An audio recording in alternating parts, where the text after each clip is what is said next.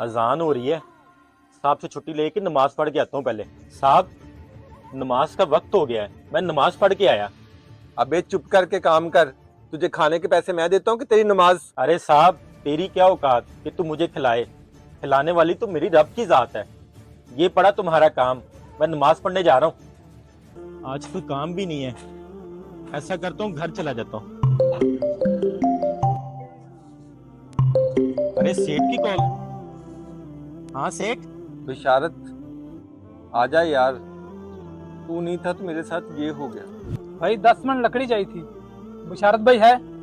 बिशारत भाई तो नहीं है, मैं आपकी लकड़ियां निकलवा देता हूँ दूसरे लड़के को कह के। नहीं नहीं भाई, बिशारत भाई से लेनी है। ठीक है सेठ, मैं आता हूँ।